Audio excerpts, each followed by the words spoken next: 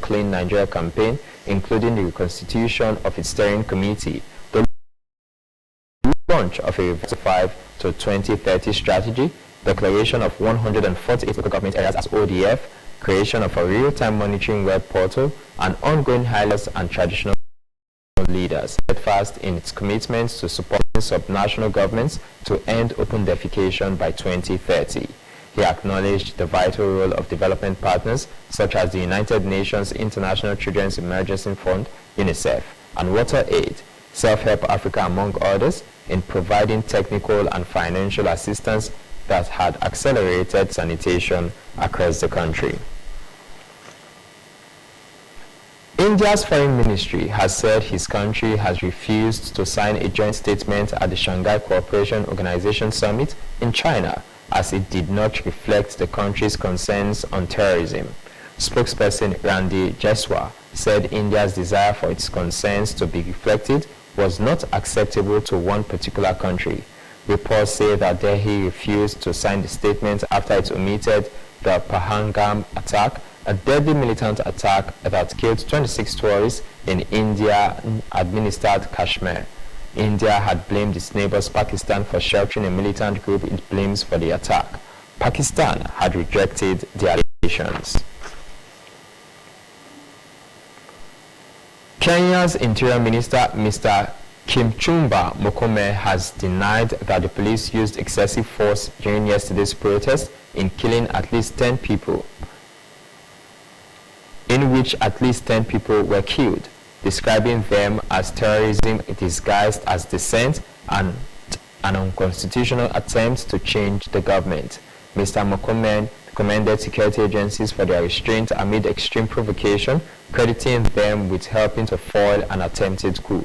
He said in addition to the 10 deaths, more than 400 others were injured, including over 300 police officers, adding that key government installations and offices were targeted in the protest, with 9 police stations attacked, 5 of which were torched and 5 guns stolen. Mr. Murkomen said dozens of vehicles belonging to the police, government and civilians were destroyed. He said investigations were underway into the exact number of casualties and the circumstances around the violence. Japan has executed a man who murdered 9 people in 2017, the first time since 2022 that the country has enacted capital punishment. The serial killings by Takahiro Shirashi, dubbed the Twitter killer, had shocked the country and triggered debate over how suicide was discussed online. Shirashi, then 30, lured his victims, most of them young women between the ages of 15 and 26, to his apartment before strangling them and dismembering them. The killings came to light in October 2017 when police found body parts in the Japanese city of Zama, near Tokyo, where they were searching for one of the victims. Let's join our business news desk for happenings in the business sector. Nigeria is the 12th poorest country by gross domestic product, GDP, per capita in 2025 in the world based on data from the International Monetary Fund, IMF, according to a report published by Visual Capitalist. Out of the total of 189 countries surveyed, Nigeria is placed at number 178 on the list, while India is at number 50, with their large population record as a factor. The report shows Nigeria's GDP per capita at $807, placing the country 12th from the bottom among the countries surveyed. GDP per capita offers a quick litmus test of how wealth generated per person within a country. By dividing total economic output by population, it levels the playing field between nations of very different sizes.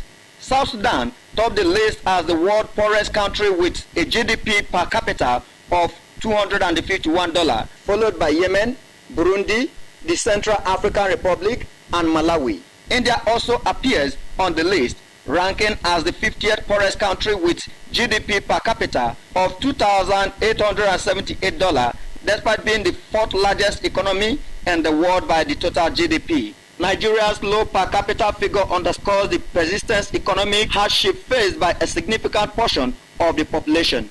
In response to rising food prices in Nigeria, Many households are adopting cheaper food alternatives and adjusting their eating habits. This includes switching from expensive protein sources like meat and fish to beans, dried fish, which are relatively affordable sources of protein. Additionally, some are exploring local and seasonal foods such as yam and cassava flour, cheaper alternatives to rice, which has become more expensive. Others are considering urban food to supplement their food supply by growing their own vegetables and even raising poultry.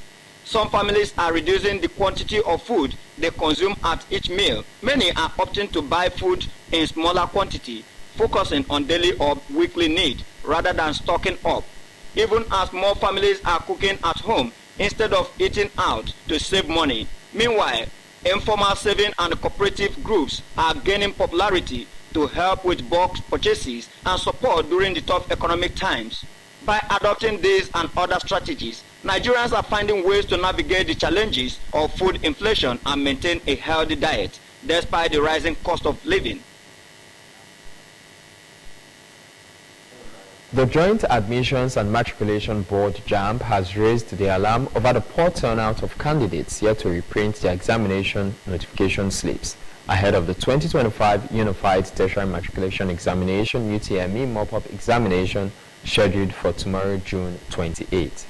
JAMB, in a statement, disclosed that of the 98,232 candidates expected to sit for the exam, only 12,442 had printed their slips as of in the morning today, representing just 12.6% compliance rate.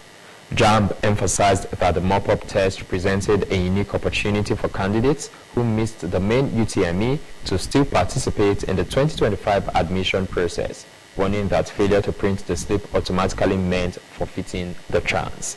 The board said in order to ensure the smooth